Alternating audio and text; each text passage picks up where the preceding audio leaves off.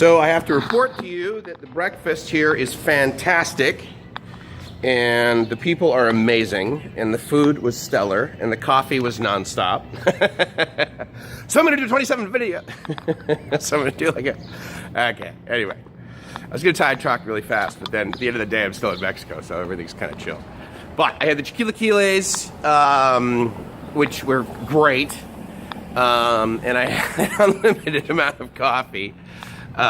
Which I think is going to be one of the world's best laxatives, quite frankly.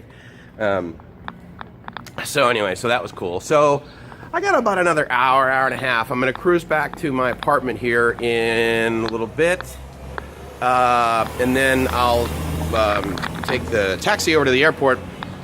The other thing I wanted to say is I am thrilled with the customer service of Southwest Airlines. And I suppose many people could make that blanket statement if you've had that experience. I have had that experience. But I'll tell you why. So I Googled last night, what terminal is my Southwest Airlines flight at SJD? And there were a couple of TripAdvisor articles about how it was chaotic and difficult and that sort of thing. Now, they were all from about a year or so ago, April-ish of 2016, I think, on TripAdvisor. Anyway, so here's why I made the statement: their customer service is outstanding. I sent them a message on Facebook, and the woman got back to me in like 10 minutes. Initially she actually said, "Oh yeah, it's at Concourse 2 or whatever, Concourse B," I think she said. But then she responded immediately after that, said, sorry, what I meant is Terminal 2. So that's the important thing. There's 3 terminals, and I think Terminal 1's domestic, and then 2 and 3 are international to some degree, or whatever. I mean, it doesn't matter really what they are. You can land a plane anywhere. It just depends which of them have customs or whatever. I'm happy about that. And it got me to thinking that, you know, the whole dialing 1-800 help me, that is like, pardon me, that is like less and less now. And I don't know if you have had this experience when you call like 1-800 Bank of America or you call 1-800 Visa or whatever. I have, whereby the robot, basically, chatbot says, I can understand complete sentences. Please tell me what you need. And the first time I heard that, I thought, okay, whatever. This is, you know, you're just trying to be nice, but you're going to be totally inaccurate.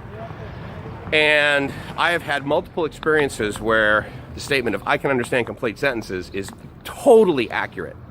And I've just been like, yeah, so basically I need to replace my card because it like fell on the ground.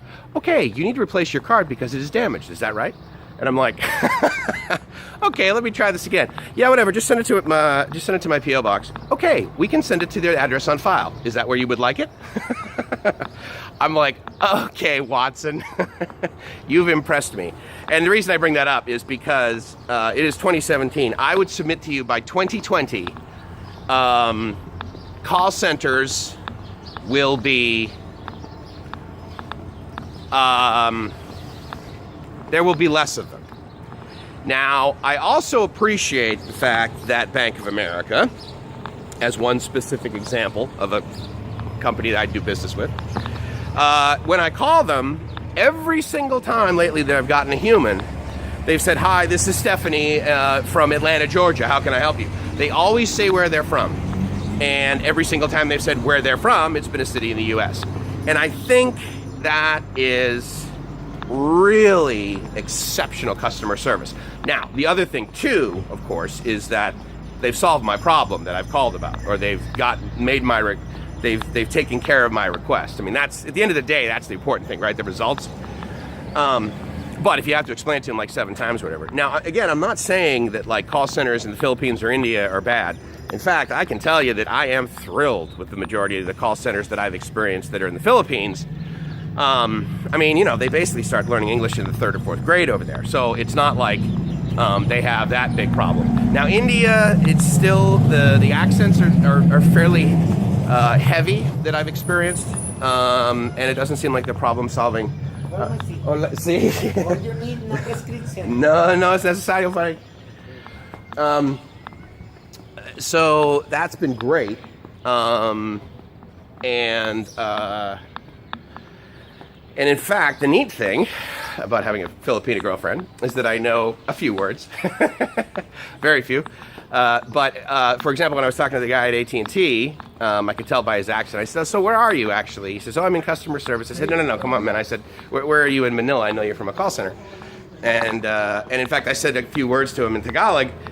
And he smiled. He says, "Oh, you know Tagalog? That's great." And so I engaged him, but he didn't respond in Tagalog. And I said, you must know Tagalog, right?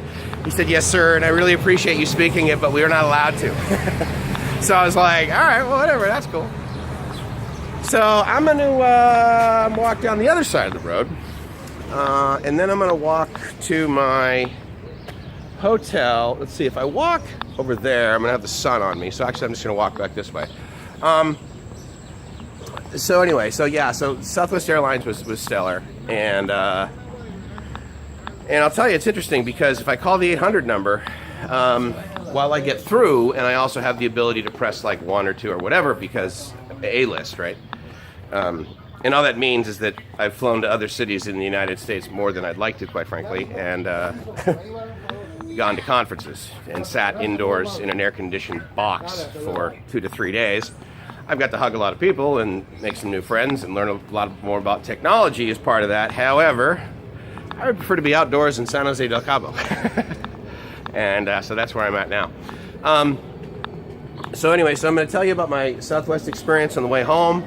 I don't need to go to OXXO because I have water back at the apartment, although there's one right there. So if you're in San Jose del Cabo, it's right in this sort of downtown.